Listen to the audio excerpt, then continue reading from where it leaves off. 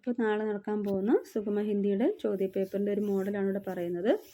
അപ്പോൾ നിങ്ങൾക്ക് പ്രശ്നപത്ര പഠने के लिए 15 मिनट का കൂൾ ഓഫ് ടൈം है. നിങ്ങൾക്കൊരു ക്വസ്റ്റ്യനൊക്കെ വായിക്കാനുണ്ട്, ഒരു 15 മിനിറ്റ് കൂൾ ഓഫ് ടൈം തരും. പിന്നെ വരുന്നത് കിൻഹി 5 ഗതിവിധിयों का उत्तर लिखे. 6 ഗതിവിധി തരും, അതിൽ 5 എണ്ണം വേണം ചെയ്യേണ്ടത്. അപ്പോൾ ആദ്യം കൊടുത്തിരിക്കുന്നത് ഗതിവിധി 1 കവിതാക്കി പങ്ക്തിयों को क्रम से लिखे. കവിത ക്രമത്തിൽ എഴുതാനാണ്. ഇപ്പോൾ ഇവിടെ മേട്ടക്ക്, താൽ, ലഗാത്തെ, ഡർ ഇങ്ങനെയൊക്കെ കൊടുത്തിട്ടുണ്ട്. ഛാഞ്ച്, ബജാത്തെ, ഛൻചൻ, ചിങ്കൂർ, പപ്പീഹ, ഗീത്ത്, പീപി, സുനാത്ത, മോർ, നാച്ച്, ദിക്കാത്ത, മകൻ ഹോ. അപ്പം നിങ്ങൾ ആ കവിത നന്നായിട്ട് വായിച്ചു വയ്ക്കുക, എങ്കിലും നിങ്ങൾക്ക് ഇത് എഴുതാൻ പറ്റുള്ളൂ. അപ്പോൾ ആദ്യത്തെ മോഡൽ ഇതായിരിക്കും. അപ്പോൾ കവിത നിങ്ങൾക്ക് എങ്ങനെയാണ് എഴുതേണ്ടതെന്ന് അറിയാലോ. മേട്ടക്ക്, ടർട്ടർ, താൽ, ലഗാത്തെ, ചിങ്കൂർ, ചൻചൻ, ഛാഞ്ച്, ബജാത്തെ, പപ്പീഹ, പീപി, ഗീത്, സുനാത്ത, മോർ, മകൻ ഹോ, നാച്ച്, ദിഖാത്ത. അപ്പം ഇങ്ങനെയാണ് കവിത ചേർത്ത് എഴുതേണ്ടത്. അപ്പോൾ ഒരിക്കലും വായിക്കാം. മേട്ടക്ക്, ടർട്ടർ, താൽ, ലഗാത്ത, ചിങ്കു, ഛൻചൻ, ഛാഞ്ച്, ബജാത്തെ, പപ്പീഹ, പീപി, ഗീത്, സുനാത്ത, മോർ, മകൻ ഹോ, നാച്ച്, ദിഖാത്ത. ഗതിവിധി 2 ചിത്ര ദേഖെ ഓർ പ്രശ്നമൊക്കെ ഉത്തർ ലിഖെ. ചിത്രം നോക്കിയിട്ട് ചോദ്യങ്ങളുടെ ഉത്തരം കൊടുക്കാനാണ്. ചിത്രക്കേലിയെ ഉചിത വാക്യ ചുൻകർ ലിഖെ. ചിത്രത്തിന് ഉചിതമായ ഒരു സെൻറ്റൻസ് കൊടുക്കുക. ഇവിടെ ഒരു പിക്ചർ കൊടുത്തിട്ടുണ്ട്. ഒരു മരത്തിൽ ഒരു കിളി എന്ത് ചെയ്യുന്നു, കൂട് വയ്ക്കുകയാണ് അല്ലേ. അപ്പോൾ കിളിയുടെ വായിൽ എന്തുണ്ട്, കുഞ്ഞു കുഞ്ഞു തണ്ടുകളുണ്ട്. അപ്പോൾ ഗർക്കെ അന്തർ ചിടിയാക്കെ ബച്ചേ ഹെ. വീട്ടിനകത്ത് കുഞ്ഞുങ്ങളുടെ ഈ പക്ഷികളുടെ കുഞ്ഞുങ്ങളുണ്ട്. ഏത് വീട്, പക്ഷിയുടെ കൂട്ടിൽ. ചിടിയ തിൻകേസെ ഗർ ബനാത്തി ഹെ. ചിടി എന്ത് ചെയ്യുന്നു, ആ തണ്ടുകൾ കൊണ്ട് വീടുണ്ടാക്കുന്നു. ചിടിയാക്കെ ബച്ച് ഉടിജാത്തെ ഹെ. പക്ഷികളുടെ കുഞ്ഞുങ്ങൾ പറക്കുന്നു. അപ്പോൾ ശരിക്കുള്ള വാക്യം ഏതായിട്ട് വരും, ചിടിയ തിനുക്കോസെ ഗർ ബനാത്തി ഹെ. ചിടിയ തിനുക്കോസെ ഗർ ബനാത്തി ഹെ. അതാണ് ശരിയായ ആൻസർ. അപ്പോൾ ഈ 2 ഗതിവിധിയും മനസ്സിലായല്ലോ. അടുത്ത് വരുന്നത് ഗതിവിധി 3 ആണ്. കവിതാ ക്രമസെ ലിഖെ. കവിത ക്രമത്തിൽ എഴുതാനാണ്. उड़ी हवा के पीछे पीछे हवा हो गई धूल के नीचे सोती धूल अचानक जागी हवा धूल को छेड़ के भागी. അപ്പോൾ അതിനെ കറക്റ്റ് അങ്ങനെ എഴുതാം. हवा धूल को छेड़ के भागी सोती धूल अचानक जागी उड़ी हवा के पीछे पीछे हवा हो गई धूल के नीचे.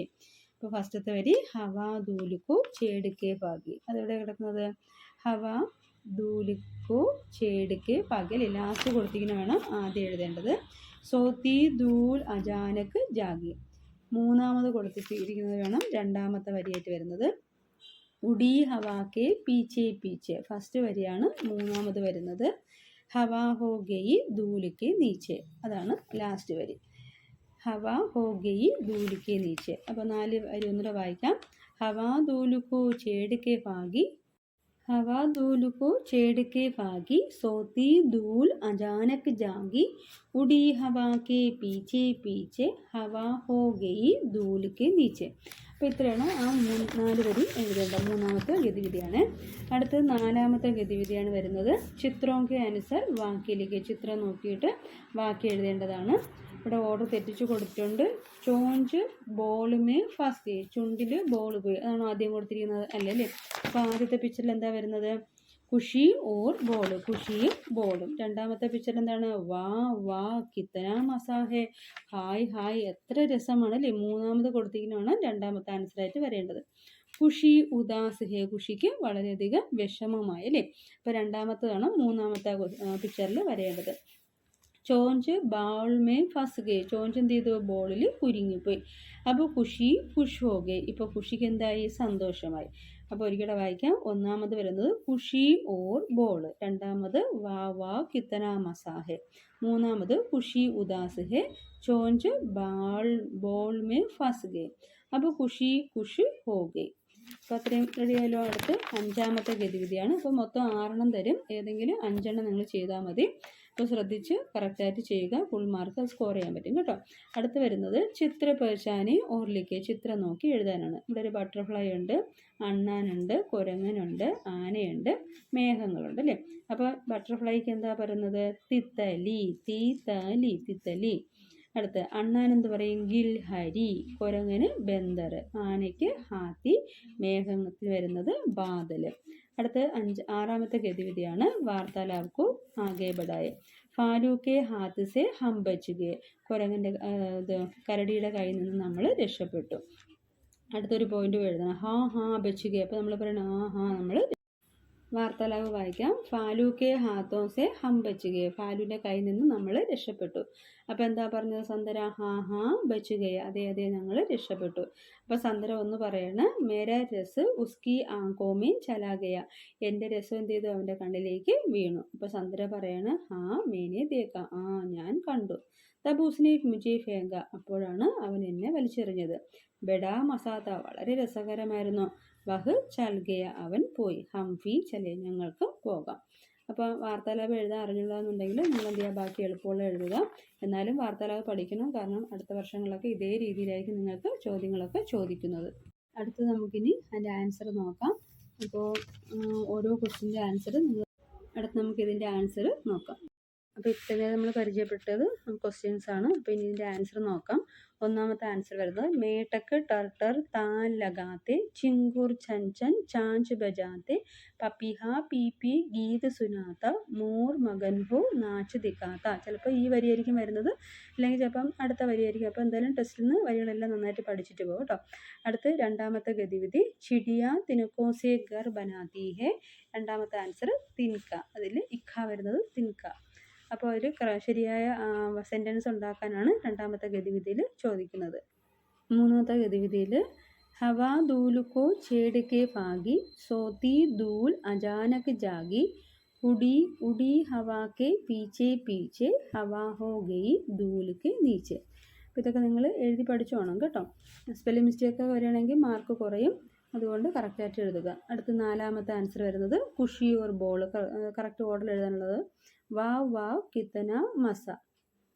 ഖുഷി ഉദാസ് ഹെ. ചോഞ്ച് ബാൽ മേ ഫസ് ഗയി. അപ്പോൾ ഖുഷി ഖുഷി ഹോ ഗയി. അപ്പോൾ അതാണ് കറക്റ്റ് ഓർഡറിൽ എഴുതേണ്ടത്. അതായത് ഓർഡർ തെറ്റിച്ച് കൊടുത്തിട്ടുണ്ട്. പിക്ചർ തന്നിട്ട് അതിൻ്റെ ആൻസർ എഴുതേണ്ട ഇതാണ്. ഖുഷി ഉദാസ് ഹെ. ചോഞ്ച് ബാൽ മേ ഫസ് ഗയി. അപ്പോൾ ഖുഷി ഖുഷി ഹോ ഗയി. അത്രയാണ് നാലാമത്തെ ഗതിവിധിയിൽ വരുന്നത്. അപ്പോൾ അടുത്ത അഞ്ചാമത്തെ ഗതിവിധി പിക്ചർ നോക്കിയിട്ട് എഴുതേണ്ടത് തിത്തലി ഗിൽഹരി ബന്ദർ ഹാത്തി.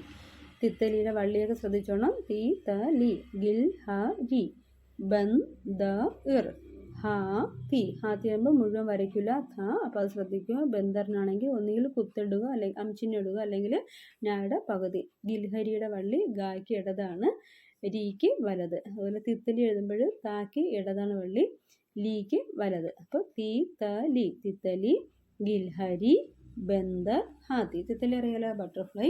ഗിൽഹരി ആണ്. അടുത്ത ആറാമത്തെ ഗതിവിധിയാണ് വാർത്താലാപ്. കുറച്ച് പോയിന്റ് അതിൽ തന്നിരിക്കും, നോക്കി കറക്റ്റായിട്ട് എഴുതുക.